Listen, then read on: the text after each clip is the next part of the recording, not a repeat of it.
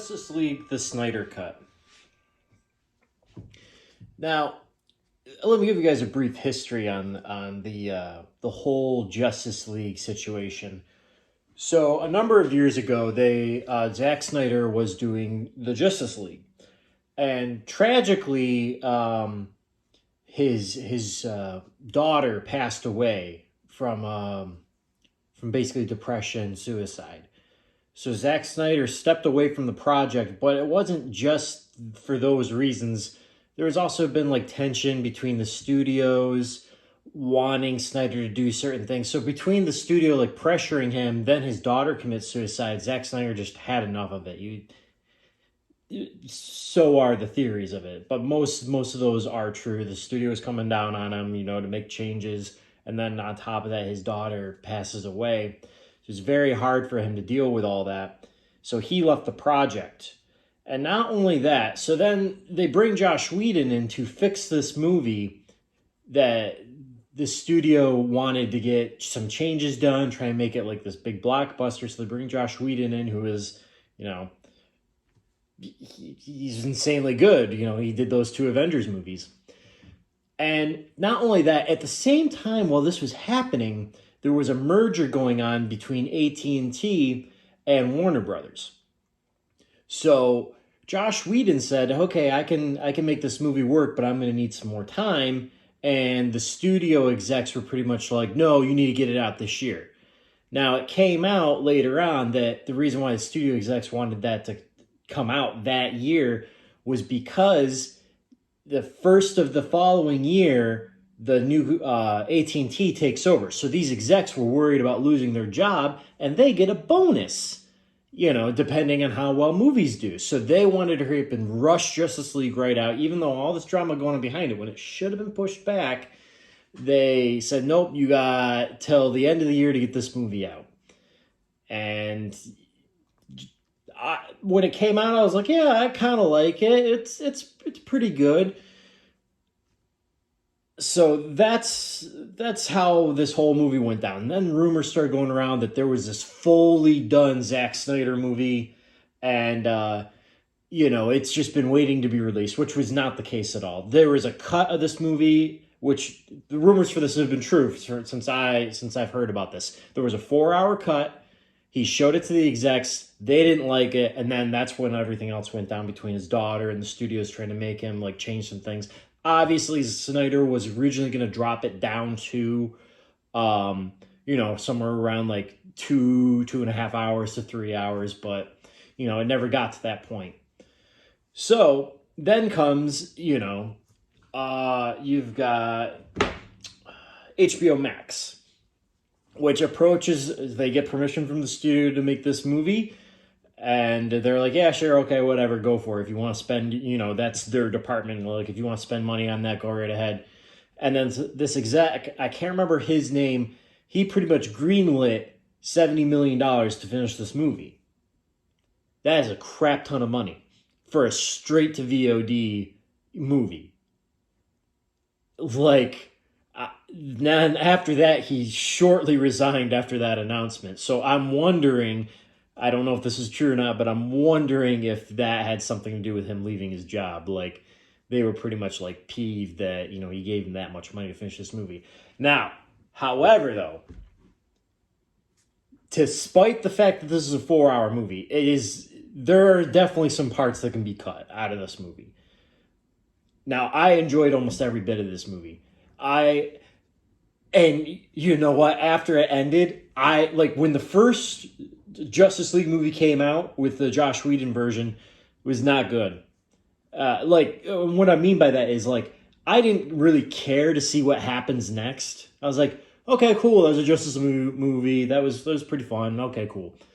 This movie, soon as it ended, I wanted to know, what the heck happened next. I was like, it ends, it shows, it cuts to the future, but it's like a dream, but Bruce has already had this dream where it's come true before. So it's almost like it's gonna happen. And it takes all these great comic storylines, all the ones I grew up with, knowing about Joker, killing Lois Lane, and Superman snaps, and then they're trying to defeat him. Oh my gosh, I just want to see that movie. And what's even great about this movie too, like the ending scene where Superman finally returns to kick some butt, and as they're fighting Steppenwolf, who is, by the way, way better. CGI is way better, and his voice. He doesn't sound whiny at all. He, like in the previous movie, he's like, mother, I'm going to release you.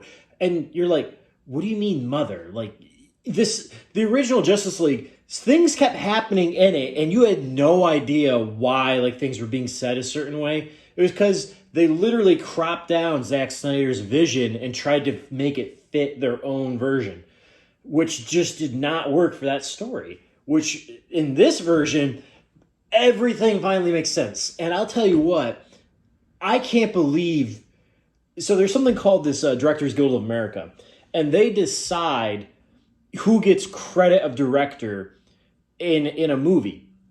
So when Snyder left the project and Whedon came in to finish that movie, Zack Snyder still got credit for that movie. Josh Whedon was not named director at all in that movie. It was only Zack Snyder, because you have to film at least 51% of the movie to get director's credit. Zack Snyder still got credit, which I don't think he really wanted that credit for that movie. Anyway, so after watching this movie, I can't believe how much is different. Like, I almost want to say about 30% of the, like, no, not even, like 70% of this movie is all brand new footage to me. I've never seen, like, I thought it was so much better. And I watched the original one recently. I watched it like 6 months ago. There's just so much more I love about this. One, I did like the pace of the last movie. The pace, was pretty good. This obviously being 4 hours. Like that opening scene, I think that took like 10 minutes, just opening credits. That was brutal. So like there's a lot of scenes like that. Just like Lois walking to get her coffee.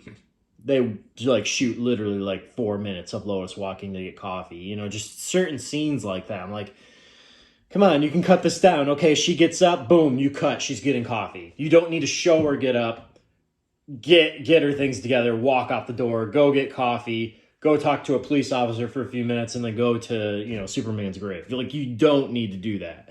So there's definitely a lot in this movie that needs to be cut. However, I still ended up liking this 1,000 times better. And I might even say it's probably Zack Snyder's best DC movie. Some people say Man of Steel is the best one. No, I think this is his best one.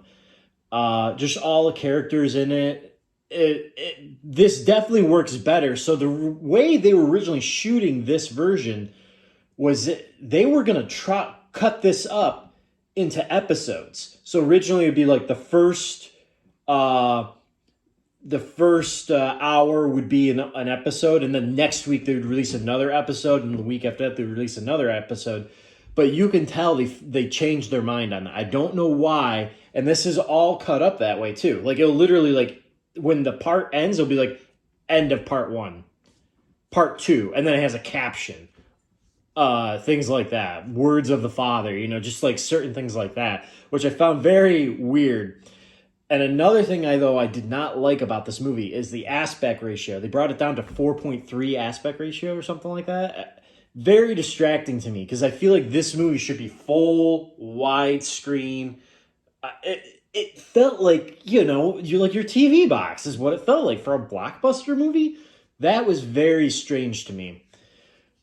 So, all said and done, I really enjoyed this movie. It was, yes, long, 4 hours, and that was hard for me to stay. And it wasn't like I was bored the entire movie, just I rushed home as fast as I could, had to help my brother with something real quick, and then, boom, just get right into it. So I started that around 7:30 or something like that. It's now around 11 o'clock. But I really enjoyed this movie. And anyone who has seen the original Justice League movie should watch this. And just everything is different in this movie. Even like scenes are moved around. It is quite a remarkable movie. Yeah. So that's all I have to say about that. I hope you guys take a chance. If you have I wouldn't say watch a full straight 4 hours like I did. Just maybe watching some parts like it's like that's actually one good thing about them being like end of part one. You could literally just be like, yeah, I want to watch some Justice League, and then just wait till it says part two, and then you just pause it, be like, all right, I'll be back for part two later. So I guess that is actually quite a clever idea. I never thought about that till now. Anyway, so that's my quick review on Justice League, the Snyder cut. I'm going to bed now. Got to work in the morning, so you guys have a good night.